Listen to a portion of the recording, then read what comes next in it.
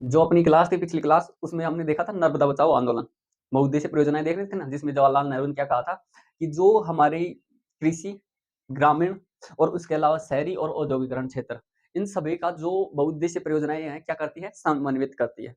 चलिए, इसलिए क्या कहते हैं उनको, मंदिरों की संज्ञा दी। क्या कहा, आधुनिक भारत का मंदिर। आधुनिक भारत के मंदिर कहने का तर्क यही था कि जो मंदिर होता है उसमें लोग क्या करते हैं, आके एकत्रित होते हैं। मंदिर में जाओगे तो वहां पे अनेक सारे लोग आएंगे ना, एकत्रित होंगे ना। तो इसी प्रकार से जो अगर बहुउद्देशीय परियोजनाएं आप चला दोगे तो जो किसान है, मजदूर है, औद्योगिकरण है, या फिर जो नगरों में रहने वाले लोग हैं या जो गाँव में रहने वाले लोग हैं, इन सभी को किनके माध्यम से जोड़ोगे, जल के माध्यम से। जल के माध्यम से तो जोड़ोगे, ठीक है। तो अब जल के माध्यम से जोड़ दिए तो वो क्या हो गया, समन्वित। और जिस प्रकार से वो आपस में जुड़ गए और उसी प्रकार से मंदिरों में भी लोग आपस में जुड़ते हैं, इसलिए जवाहरलाल नेहरू ने क्या कह दिया इनको, आधुनिक भारत का मंदिर। अर्थ समझ में आ गया क्यों कहा उन्होंने। फिर उसके बाद में हमने देखा था नर्मदा बचाओ आंदोलन। जो नर्मदा बचाओ आंदोलन वह एक एनजीओ है। एनजीओ मतलब नॉन गवर्नमेंट ऑर्गेनाइजेशन, ठीक है, एनजीओ जिसको कहते हैं गैर सरकारी संगठन। यह एक एनजीओ है। और ये एनजीओ किसके द्वारा चलाया गया, या जो ये एनजीओ चलाया गया, इससे पहले क्या हुआ कि लोग एकत्रित हुए, संगठित हुए। कौन कौन से लोग, जो जनजातीय वाले लोग थे, ठीक है।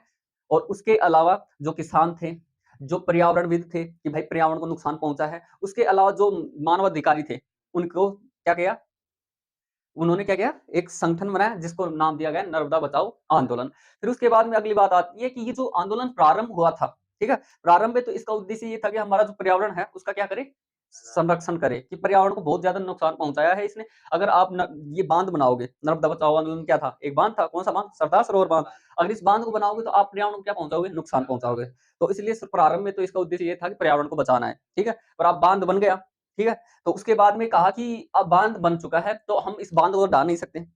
अब नहीं ढा सकते तो क्या करें, कि जिन लोगों को यहाँ से पुनर्वास किया है, यानी विस्थापित किया है इन लोगों को, ठीक है, यहाँ से उठाया है और कहीं चले गए, तो उन लोगों को पूर्णतः क्या करें, आवास उपलब्ध करवाओ। आपने मान लो कि कोई गरीब इंसान का या गरीब व्यक्ति का यहाँ से आवास छीन लिया, तो दूसरी जगह जाके इसको क्या दिला दो, आवास दिलवा दो। इसलिए ही ये नर्मदा बचाओ आंदोलन चल रहा है। फिर उसके बाद में हमने बात की तो सरदार सरोवर बांध, जो सरदार सरोवर बांध है वो कहाँ पे है, गुजरात में है। उसके अलावा ये कितने राज्यों में है, तो ये 4 राज्यों की योजना है। कौन कौन से की, गुजरात, महाराष्ट्र, मध्य प्रदेश और राजस्थान। जिनमें से हमने देखा था कि राजस्थान के लगभग 124 गांव इसमें शामिल है। और उसके अलावा जो गुजरात के हैं 9490। और वैसे उसकी कस्बे देखे तो 173, कितने, 173 उसमें कस्बे थे। यहाँ तक हमने देख लिया था। तो ये बांध थे। और बांधों के हमने लाभ भी बता दिए थे, शायद पहले बता दिए थे ना क्या लाभ है, कि उनमें औद्योगिकरण में लाभ होता है, सिंचाई में लाभ होता है। तो अब बांधों के कुछ नुकसान भी होते हैं, तो हमारा टॉपिक रहेगा बांधों के नुकसान। किससे, बांध से नुकसान।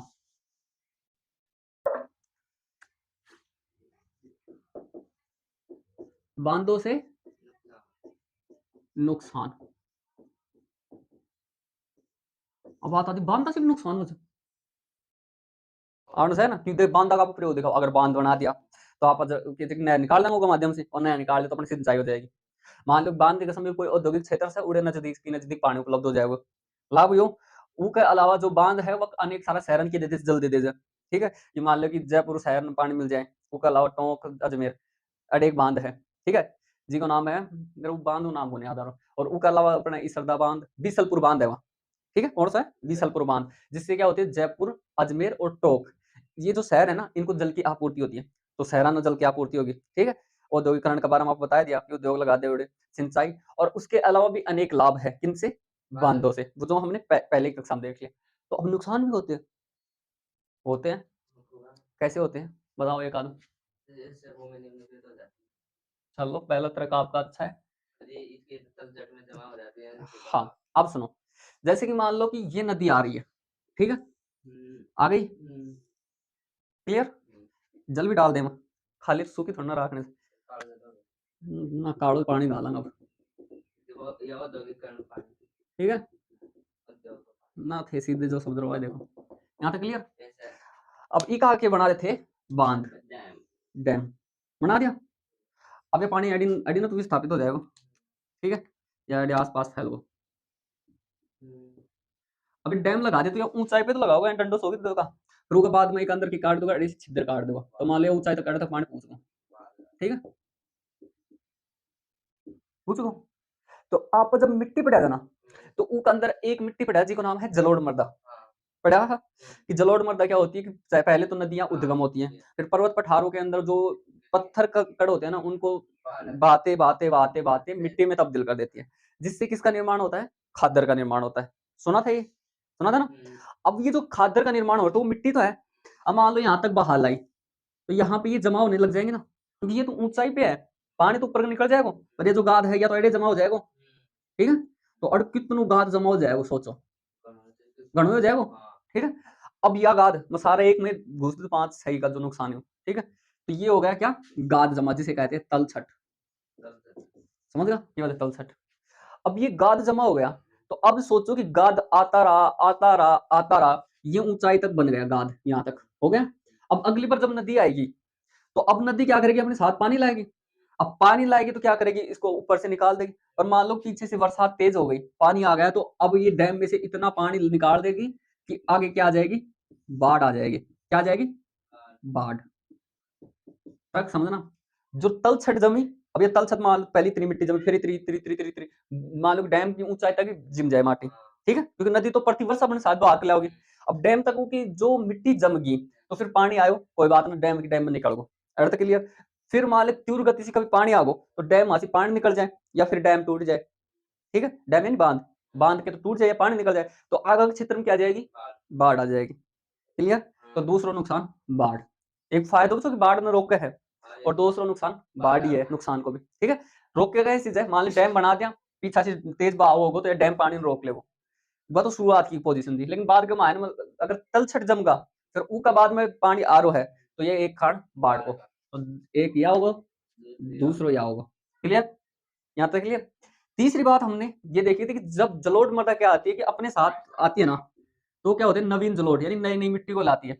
अब नई नई मिट्टी को लाएगी तो भूमि क्या होती है? उपजाऊ होती है। पर मान लो कि यहाँ पे इस नवीन मिट्टी को यहीं पे रख लेगी, तो आगे मिट्टी को थोड़ी ना जाने देगी, ठीक है? तो ये जो जलोढ़ मृदा है, कौन सी वाली? खादर वाली, ठीक है? ये जो खादर वाली जलोढ़ है, इसको क्या कर लेगी? यहीं पे समाहित कर लेगी, और यहीं पे समाहित कर लेगी, तो आगे का बाढ़ क्या हो जाएगा? आगे का जो हिस्सा है, ये वाला क्षेत्र, ठीक है, ये क्या रह जाएगा कि ये अनुपजाऊ हो जाएगा, उपजाऊ नहीं रहेगा, ठीक है? क्या रह जाएगा? अनुपजाऊ, जिसे भूमि निम्नीकरण कहते हैं। क्लियर? 3 तक होगा, 1 2 3, अंत तक ही क्यों सीमित रहा? और भी देखा, और के नुकसान है। उसके अलावा एक नुकसान ये होता है कि अभी माइंड मार मेरे, हाँ देखो, अब आपा है ना, जो जल है उन्हें एक जगह एकत्रित कर दिया, ठीक है? एकत्रित कर दिया, तो जल की एक आदत है, अगर वो बहतो रहेगो ना, बहतो रहेगो बहतो रहेगो बहतो रहेगो, तो ऊ के अंदर कीटाणु जीवाणु पनवेगा, ठीक है? शुद्ध जल रहेगो, ठीक है? स्वच्छ जल रहेगो, बहता जल स्वच्छ जल। पर मान लो थे अड़े जल ने अड़े राख दिया, ठीक है? अड़े एक जगह एकत्रित कर दिया, अड़े जल रह गया। क्लियर?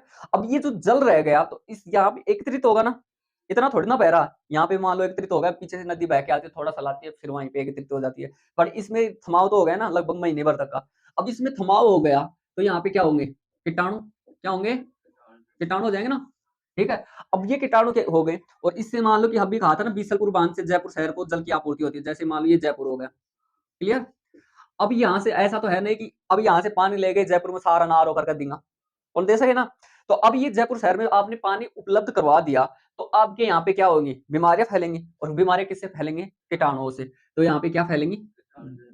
बीमारियां। उसके अलावा जो हमारी जो फसल होती है, क्या फसल, ठीक है? अब इस फसलों में भी क्या होंगे? ये कीटाणु समाहित होंगे, तो इससे क्या हो जाएगी? फसल खराब। क्या हो जाएगी? यहाँ तक क्लियर? उसके अलावा एक तर्क ये होता है कि जब मान लो कि हमारी जो भूमि होती है ना, वो खुद को संतुलित करती रहती है। क्या करती है? संतुलित करती रहती है। जैसे कि मान लो ये पहले ये आ गई है नदी, उससे पहले इसके ऊपर बांध नहीं था, तो पहले संतुलन ये था कि इस नदी का पानी जाके सीधा समुद्र में गिर जाएगा। अब आपने बांध बना दिया, तो अब यहाँ पे बांध बना दिया, तो यहाँ पे सोचो कितना पानी स्टोर होगा, एक जगह पानी स्टोर होगा ना, तो भूमि के ऊपर क्या पड़ेगा? दबाव, ठीक है? अब दबाव पड़ेगा तो भूमि क्या करेगी? कंपन करेगी, हिलेगी। इसलिए डैमों के कारण क्या आते हैं? भूकंप भी आते हैं। क्या आते हैं? भूकंप भी आते हैं। कौन सा वाला हो जाएगा? तीसरा, चौथा, ये पांचवा, हो गए, ठीक है? निकाल देंगे, 6 कर देंगे। पर इतने नुकसान मोटे मोटे ये एक ही तर्क में, समझ गए क्या क्या नुकसान है? तो अब कोई समस्या होगी? एक बार फिर से रिवीजन बता दूं कि हमने कहा कि नदी बह के आती है, उसके सामने हमने बना दिया बांध। अब ये बांध बनाने के कारण हमारे यहाँ पे क्या होगी, जो मिट्टी बहा के लाएगी उससे तलछट जमा हो जाएगी। अब तलछट जमा होगी तो ये एक नुकसान हो गया कि इसमें क्या जमा हो जाती है, गाद जमा हो जाती है। फिर उसके बाद में हमने दूसरी बात कही कि अब ये तलछट जमा हो जाएगी तो पानी क्या होगा, और इसके ऊपर से बहेगा तलछट से, ठीक है। तो मिट्टी को तो आगे नहीं जाने देगा, तो पहले तो क्या आएगी, बाढ़ आ जाएगी। मान लो पीछे से नदी के अंदर तीव्र पानी आ जाए तो क्या आ जाएगी, बाढ़ आ जाएगी। उसके अलावा जो हमारी यहाँ पे मिट्टी आती है नदी के द्वारा बहा के, तो आगे नदी जा रही है, मान लो इस डैम से आगे तो नदी रहेगी, ठीक है। तो अब ये जो गाद है, ये गाद यहाँ पे नहीं आएगा, क्लियर। तो अब ये गाद यहाँ पे नहीं आएगा, तो हमारी जो खादर मिट्टी होती है जो कि सबसे उपजाऊ होती है, अगर ये मिट्टी ही नहीं फैलेगी आगे आके, तो ये क्या हो जाएगी, अनुपजाऊ। और अनुपजाऊ मतलब एक प्रकार से भूमि निम्नीकृत हो जाएगी। उसके अलावा हमारे यहाँ पे क्या होता है कि जो हमारे जो ये बांध का पानी होता है, ये काफी दिनों तक क्या होता है, स्टोर होता है। अब स्टोर होगा तो इसमें क्या हो जाएंगे, कीटाणु हो जाएंगे। कीटाणु होने से हमारी जो फसल है वो खराब हो जाएगी और अनेक सारी क्या फैल जाएंगी, बीमारियां फैल जाएंगी। ये इसका चौथा नुकसान हो गया। उसके अलावा मान लो कि हमारे यहाँ पे जो ये क्या कहते हैं, बांध है, अब इसमें जल स्टोर हुआ। अब जल स्टोर हुआ तो भूमि खुद को क्या करेगी, संतुलित करेगी। अब संतुलित करेगी तो कंपन होगा, और कंपन होगा तो क्या आएगा, भूकंप आएगा। तो इन बांधों के कारण अनेक सारे क्या आते रहते हैं, भूकंप आते रहते हैं, क्लियर। अब इनको शब्दों में लिख लेते हैं।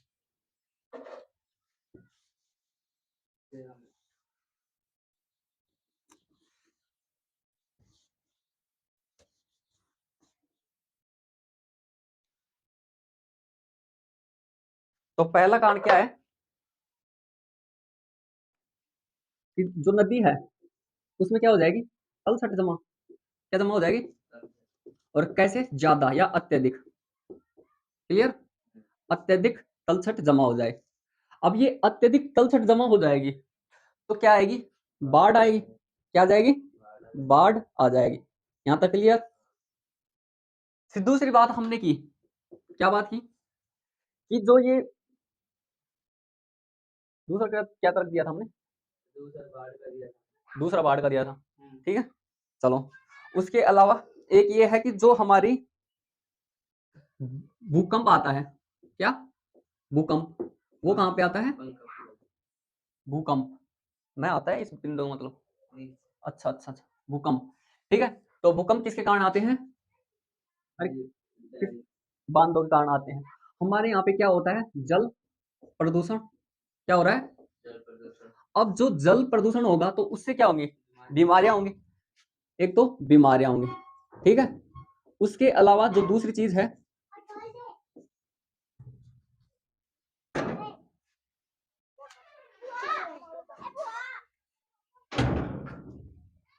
क्या होती है, बीमारियां। खेल रहे थे, बंदूक ले रहे हैं, AK-47 ले हैं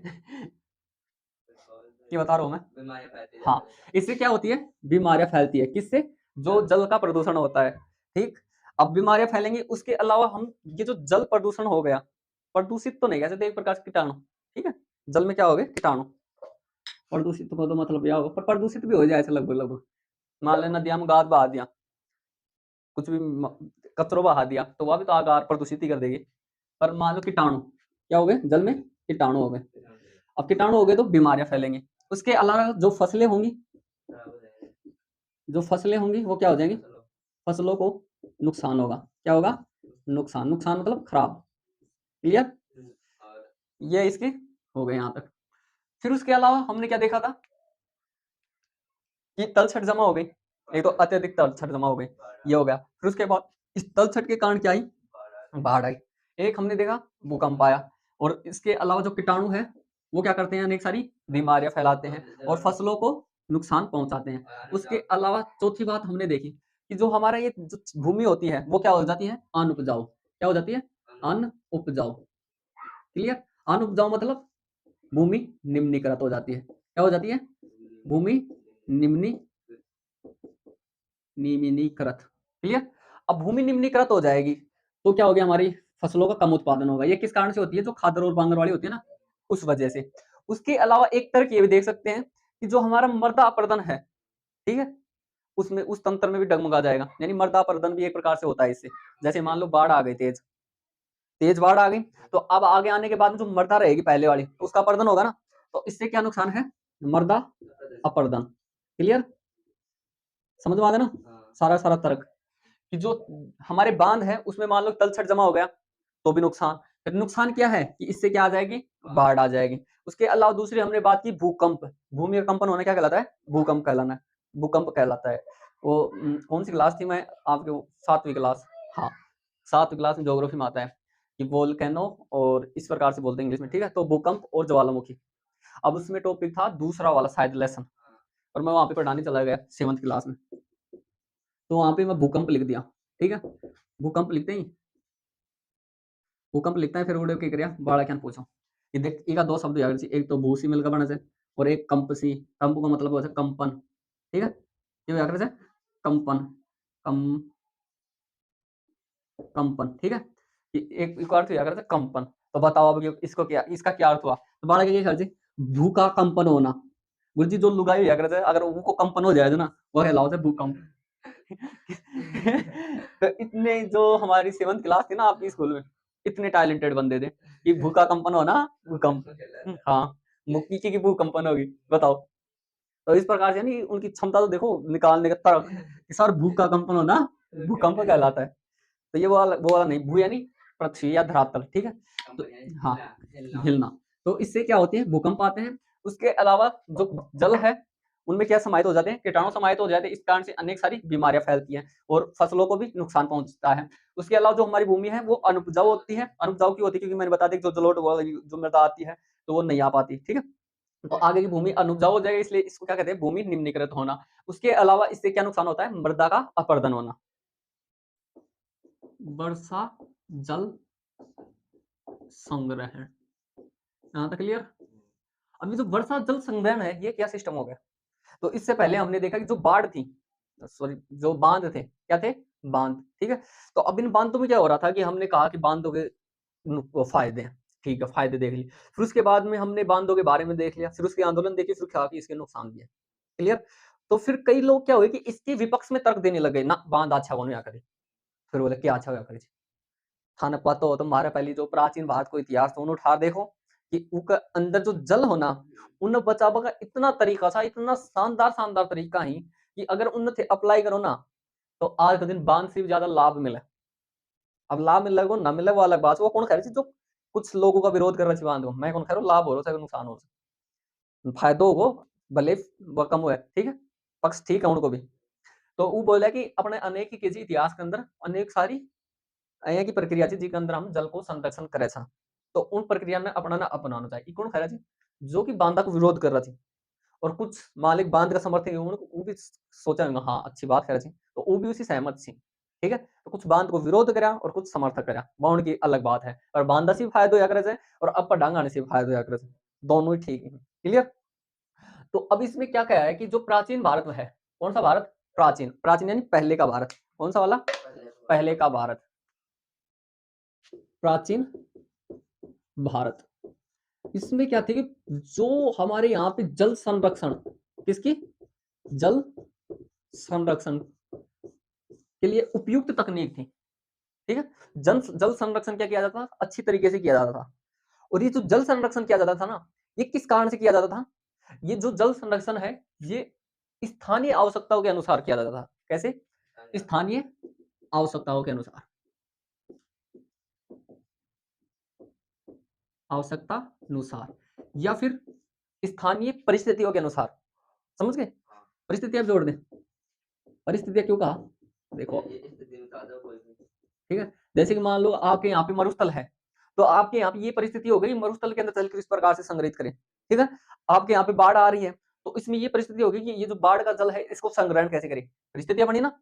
तो इसके अनुसार हमारे यहाँ पे पहले के समय में, आज की बात नहीं कर रहा, कि पहले के समय में उपयुक्त तरीका था हमारे पास में, ठीक है। तो उस तरीकों को देखना है, तो इन तरीकों के माध्यम से क्या किया जाता था, हमारे यहाँ पे एक तो होता था वर्षा जल। अब ये जल कहाँ से आएगा, अगर एकत्रित करो मरुस्थलों में करोगे कहाँ से आएगा, वर्षा से, वर्षा जल, कौन सा जल, वर्षा जल।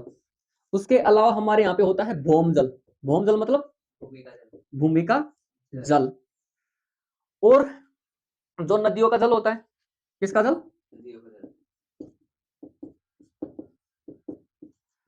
उसके अलावा बाढ़ का जल। तो ये जो जल है इनके संरक्षण की क्या थी, हमारे पास उपयुक्त तकनीकें थी, यानी उपयुक्त तरीके से हम इनका क्या करते थे, संरक्षण करते थे, तो सोचो कि प्राचीन भारत में ऐसा काम हो कि आपा है ना जल संरक्षण पहले से ही करता रहा था, के आधार पे स्थानीय आवश्यकता अनुसार या परिस्थिति के अनुसार, जिसमें हमने कहा कि वर्षा जल, भूमि का जल, नदियों का जल और बाढ़ के जल, इनको क्या करते हैं, संरक्षित करते हैं। आ तो थे, बांध बना दिया, पर पहले भी हमारे पास क्या थी, ऐसी तकनीकें उपलब्ध थी। जो हमारे यहाँ पे वर्षा जल का जो संग्रहण होता है, किसका, वर्षा जल का संग्रहण, तो इसकी जो अनेक सारी विधियां हम बता रहे थे या संरक्षण करने के अनेक सारे जो तरीके बता रहे थे, तो उसमें से कुछ तरीके अब देख लेते हैं और नेक्स्ट क्लास में देख लेंगे। ठीक, तो इसमें से एक तरीका आता है या एक विधि आती है जिसका क्या नाम है, गुल या कुल। क्या होती है, गुल या कुल। इसको एक बार समझो। जैसे कि मान लो कि हमारे यहाँ पे क्या है, पर्वत है, ये पर्वत हो गया, ये पर्वत हो गया, ये पर्वत हो गया, और इसमें ये पर्वत, ऐसे भी तो निकलते हैं, क्लियर। ये पीछे पर्वत हो गए, हो गए। अब यहाँ पे क्या होती है, ऊपर बर्फ जमा रहती है, तो यहाँ से धीरे धीरे धीरे धीरे ऐसे वितरिकाएं होती हैं। वितरिका मतलब वितरण करने वाली, ठीक है, होती है ना।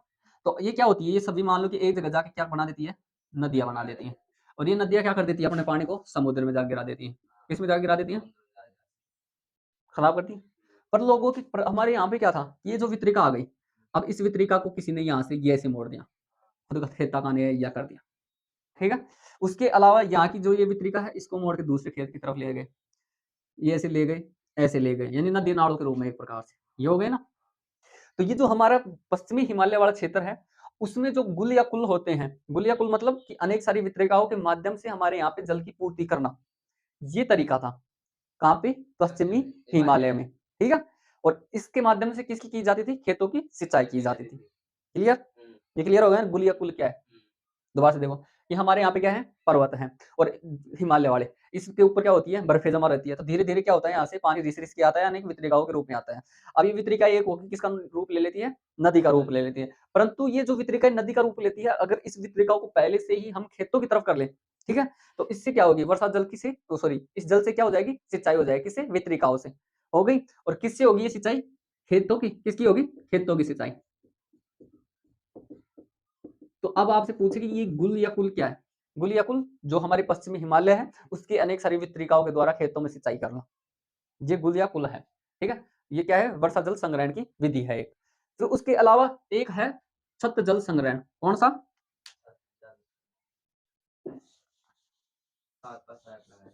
ये समझ में आ गया ना, क्लियर। तो इसको ऐसे लिख दें, पश्चिमी हिमालय क्षेत्र में, कौन से क्षेत्र में, पश्चिमी हिमालय क्षेत्र में जो वितरिकाएं हैं, कौन सी, जो वितरिकाएं है ना, इनसे क्या करना, खेतों में सिंचाई करना। क्लियर, क्लियर हो गया ना। तो अब ये जो पश्चिमी हिमालय है, उसमें जो वितरिकाएं हैं, इसके माध्यम से अगर आप खेतों की सिंचाई कर रहे हो, इसी को कहते हैं गुलिया कुल। चलिए, चाहे गुल बोल दो चाहे कुल बोल दो। फिर उसके बाद में है छत जल संग्रहण। क्या, छत जल संग्रहण, छत के जल को संग्रहण करना। जैसे कि मान लो कि आपके यहाँ पे ये हो गया, मकान हो गया, क्लियर। अब एक आईडी लगा दो, मंडीरी, मंडीरी जानो ना, क्लियर। हाँ, ये मंडीरी लगा दो, मंडीरी मतलब पर्दी लगा दो ईंटों के। अब यहाँ पे पर्दी लगा दोगे तो यहाँ पे वर्षा आएगी, तो वर्षा का जल इसमें क्या हो जाएगा, इकट्ठा हो जाएगा। इकट्ठा होने के बाद में यहाँ पे एक लगा दो पाइप, क्या लगा दो, पाइप लगा दिया। तो या तो कोई टंकी ले आओ थे, ठीक है, या फिर नीचे खड्डा खोद लो। तो अब यहाँ से जो वर्षा का जल होगा, छत के ऊपर गिरेगा, और छत के ऊपर गिरने के बाद में इस पाइप के माध्यम से यहाँ पे क्या हो जाएगा, जल का संग्रहण हो जाएगा। हो गया ना, अच्छी तकनीक है ना, समझ गए। दोबारा से बताओ, समझ गया, ठीक है। कि जो हमारी छत होती है, उसके ऊपर जल का क्या करना चाहिए, संग्रहण, और कौन से जल का, वर्षा जल का, और उसको क्या कर देना चाहिए, अंडरग्राउंड, या तो जमीन के अंदर डाल दो या फिर कोई टंकी ला के डाल दो, तो हमारी आवश्यकता क्या हो जाएगी, उससे पूर्ति हो जाएगी। तो ये दूसरी जल संग्रहण की विधि थी। ये टाका भी आएगा, ये जो पद्धति आप बोल रहे हैं ना, वो नेक्स्ट क्लास में बताएंगे। जो हमारे यहाँ पे जो बीकानेर वाला क्षेत्र है, बाड़मेर, इन क्षेत्रों में होते हैं ये, ठीक है। तो उसके अलावा छत जल संग्रहण, क्लियर, क्या है, छत जल संग्रहण।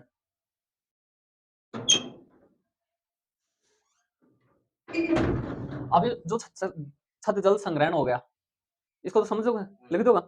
फिर हमारी छत के ऊपर जल का एकत्रित करना, लिखो जरूर थोड़ा सा, चल थोड़ी सी लिख दो। वर्षा जल छत के माध्यम से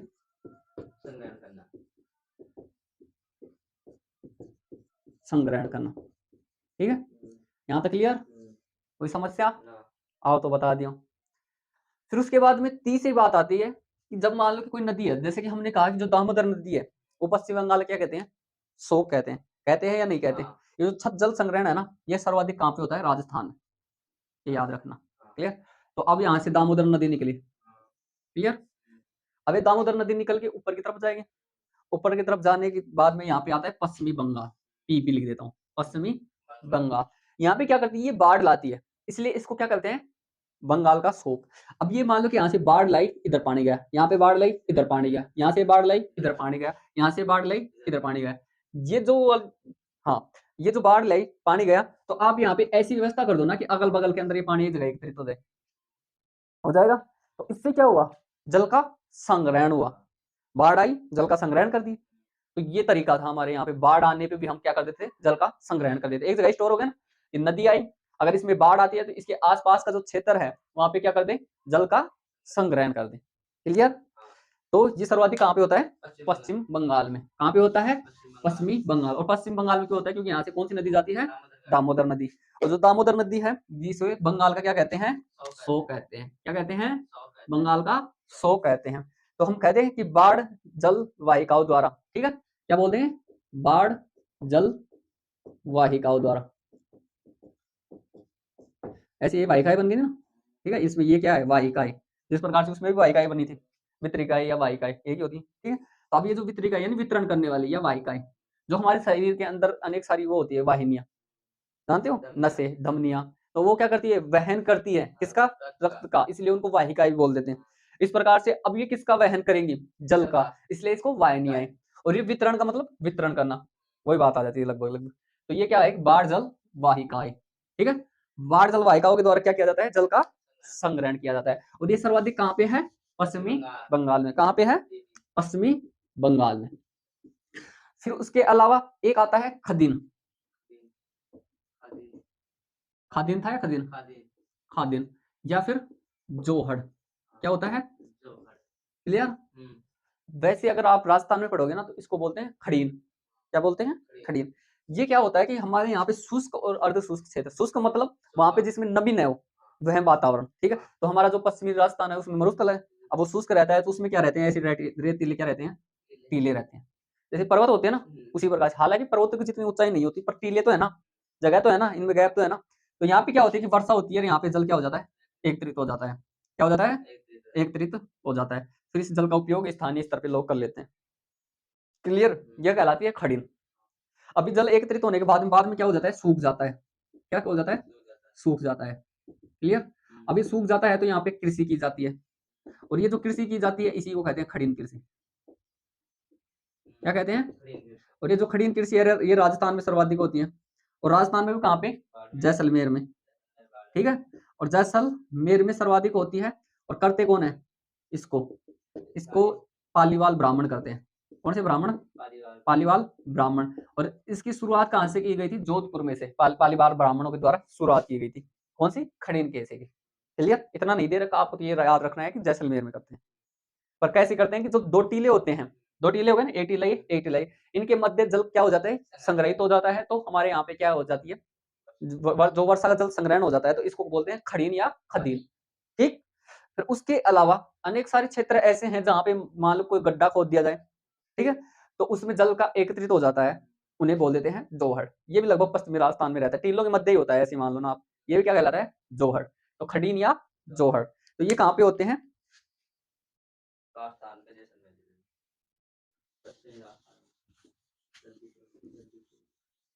ये एक तो शुष्क और अर्ध शुष्क क्षेत्रों में। कौन से वाले क्षेत्रों में? शुष्क और अर्ध शुष्क। यहाँ तक क्लियर? इन क्षेत्रों में इसकी क्या की जाती है? इस जल को क्या किया जाता है? संग्रहण किया जाता है, ठीक है। और ये संग्रहण कैसे करोगे? खड्डे बना के। कैसे करोगे? या तो पहले खड्डों, पहले ऑटोमेटिक और नावा तो टीला बीच में कोई खड्डा बना दो। क्या बना दो? खड्डे बनाकर, क्लियर? ये हो गया आज का काम। देखो, वर्षा जल संग्रहण में हमने देखा कि जो कुछ विधियाँ हैं या जो तरीके हैं हमारे पास प्राचीन भारत में किस प्रकार से करते थे, तो उसमें देखा हमने कुल या गुल। इसमें कहा कि जो हमारा पश्चिमी हिमालय क्षेत्र है, उसमें अनेक सारी वितरिकाओं के माध्यम से हम खेतों में क्या कर देते हैं, सिंचाई कर देते हैं। फिर दूसरी चीज़ देखी है जल से छत जल छत संग्रहण, कि जो जल का छत के ऊपर क्या होता है, जल का संग्रहण कर लेते हैं, उसको कैसे करते हैं? वर्षा आती है और छत के माध्यम से उस जल का क्या कर लेते हैं, संग्रहण कर लेते हैं। फिर उसके बाद में अगली बात आती है कि जो हमारे यहाँ पे बाढ़ से जल की जो अनेक वाहिकाएँ होती हैं, उनके माध्यम से भी हम वर्षा जल का संग्रहण करते हैं और ये सर्वाधिक कहाँ पे करते हैं? पश्चिमी बंगाल में करते हैं। उसके अलावा एक बात आती है खदीन या खड़ीन और उसके अलावा जोहड़, ठीक? तो इनमें भी क्या होता है कि शुष्क और अर्ध शुष्क क्षेत्रों के अंदर इस वर्षा जल को क्या करते हैं? संग्रहण करते हैं खड्डे खोदकर।